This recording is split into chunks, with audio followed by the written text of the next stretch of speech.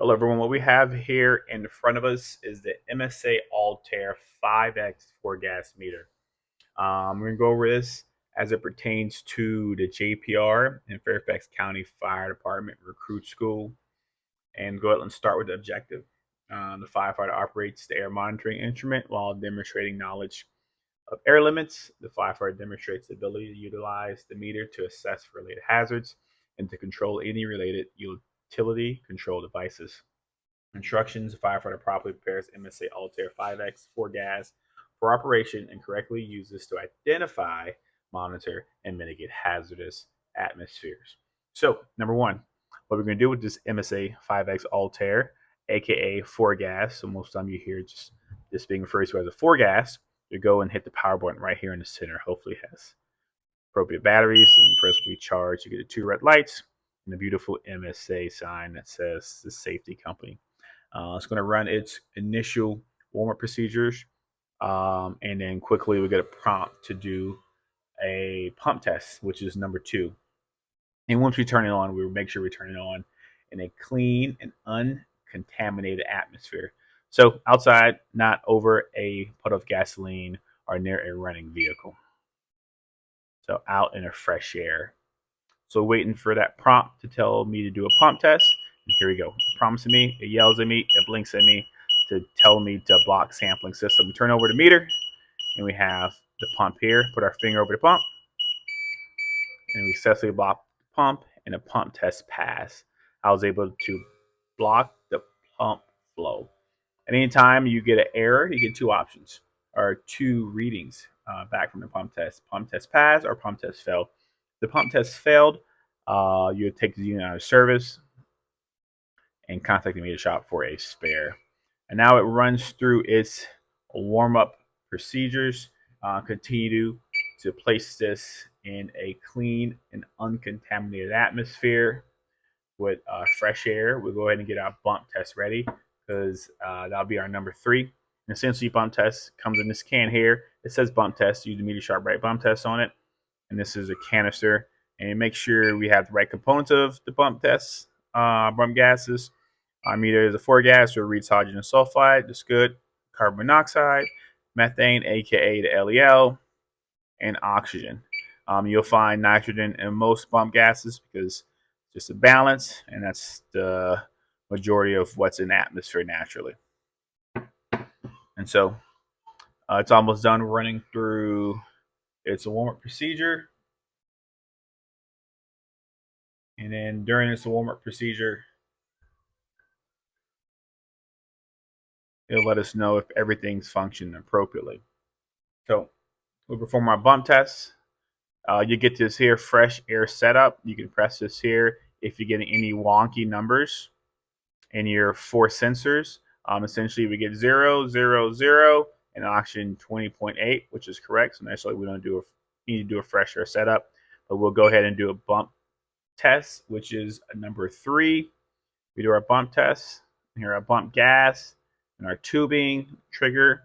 We have the appropriate amount of gas and the cylinder. And so we'll hit yes. And now it's waiting for us to do bump test. We'll hook up the hose to the pump. And we're going to pull the trigger and release the gas into the pump. All right, there's enough gas. Went over the sensors, and we have a pump test pass. And we set this gas aside. Pump gas to the side as it goes back to 0 into its fresh air settings. Go ahead and wait. LEL 0, oxygen is 20.8, which is correct. Hydrogen sulfide is 0 parts per million, which is correct. And the CO is almost to 0. So we are back to where we started. And so our number 4 is we'll verbalize the meter dysfunction. And essentially, if there's a blinking orange heart signal, and that will be usually up at the top or on the actual sensor itself, and that means the sensor is almost at the end of the lifespans and needs service.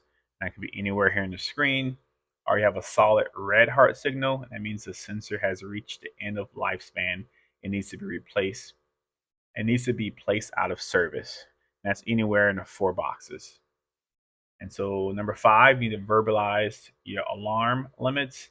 And so your alarm limits for oxygen would be the minimum at 19.5, but we'll always watch it, and the maximum is 23.5. And then we have our LEL, our lower explosive limit, and that alarms at 10% of the LEL. And then we have the CO, and that alarms at 10 parts per million of CO. And we have hydrogen sulfide, and that alarms at 10 parts per million, 10 parts per million of hydrogen sulfide. And so once again, hydrogen sulfide, 10 parts per million, CO, 10 parts per million, LEL, 10%, and oxygen was just 19.5 for a minimum and maximum of 23.5. Then number 6, which should be connected with your gear.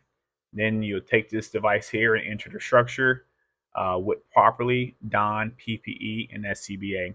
And with that, you don't necessarily have to be on air, but you have your full structural firefighting gear on and your SCBA on your back. And then you go inside the structure with the MSA Altair, and you'll monitor the atmospheric air, and you'll go high and low. That's high gases like natural gas. It's lighter than air, and so it usually wants to hang out or congregate in higher places in structures like ceilings and attics. And then you'll also monitor low spaces like gases like propane, heavier than air. So they usually want to hug the lowest part of the room. And if readings indicate an action level, make sure you don appropriate PPE and go on air. So if any of these sensors indicate an action level, you're put on your SCBA and you're going air. And number 8, if source of gas leak is identified, just shut down appropriate valve. And number 9, if source is not identified, you shut down at the gas meter, and you'll demonstrate that. And essentially, you go on the outside of the structure, single family home or commercial structure, and you turn the gas off at the meter. And number 10, if there is any hazards in the structure, you ventilate the structure and monitor atmospheric air. And essentially, you use this for gas, go back in the structure to make sure the structure is free of hazards. All right, you have any questions? Let us know. Thank you.